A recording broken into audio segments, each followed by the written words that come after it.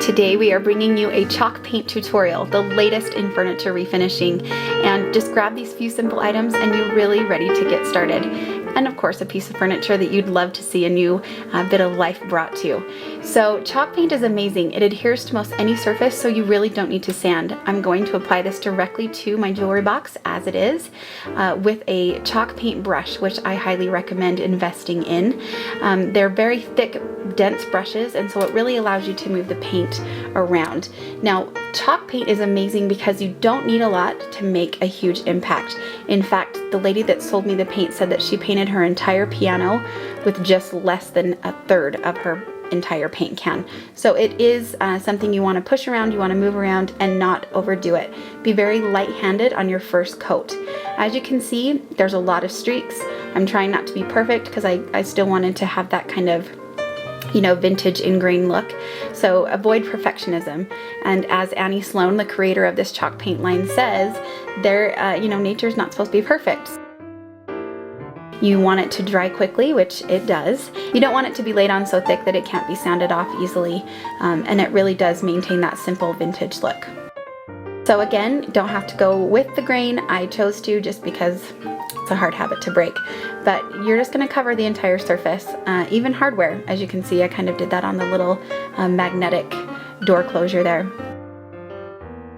But it's beautiful. Even the first coat I was really happy with, and I could have probably gotten away with one, but the wood was so dark, I wanted full coverage. So there's the first coat on the side. It dried very, very quickly, and again, it doesn't need priming or sanding. It can be worked with pretty much any surface, from wood to walls to metal. If you are using untreated wood, I would recommend applying a clear shellac. That will also help it not be absorbed. Okay, so I am doing the back of the jewelry box and again the metal hardware, just because I felt like I didn't want the stark difference between the two. And then I am actually going over the door pulls with the chalk paint.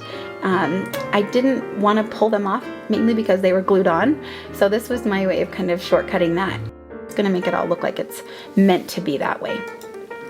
So again, really light-handed, and you're gonna go and repeat everything another time.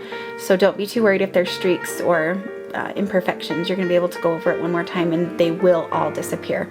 I really only did 2 coats on this jewelry box, and I love, love, love, love how it turned out. So there's the first coat, super easy. I did it all in less than an hour because it dries so quickly. And if there's areas where there's a little bit more texture or ornamentation, you can go ahead and be a little heavier handed just so you get in all the nooks and crannies. Then I'm going to take some rubber or latex gloves, and then this is the final step, the soft wax. It is absolutely, you have to do this or you'll have chalk flaking off forever. And then a low grit or high grit sandpaper, depending on the look that you want. And then a towel, a rag that you maybe were just going to throw away anyway. This is just an old dish towel. And then basically the rule of thumb with the wax is you want to apply it as you would a hand lotion. So you want to make sure your surface is absorbed. You want to buff it in pretty well. And then you're going to rub off any excess. So you don't want big blobs of wax, especially in those grooves or areas that it might get stuck in really easily. So you want to take off the excess and have a nice, clean, smooth finish. This does dry hard. After the first coat is dry, that's when you're going to take your sandpaper and kind of buff out any of those little details, as you can see. It's not necessary if you want a really clean, fresh look. You don't have to do any sanding.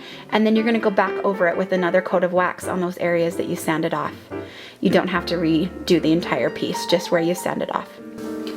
And then you're left with a beautiful custom piece of furniture that looks straight from a boutique or an antique shop.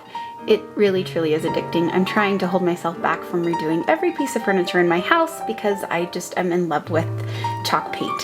A word of caution, you also need to make sure that you mix it very, very well before you begin. You can also look online for some different finishes and talk to your local store representative about how to get some cracked looks, chipped looks, even more worn vintage. It's all there.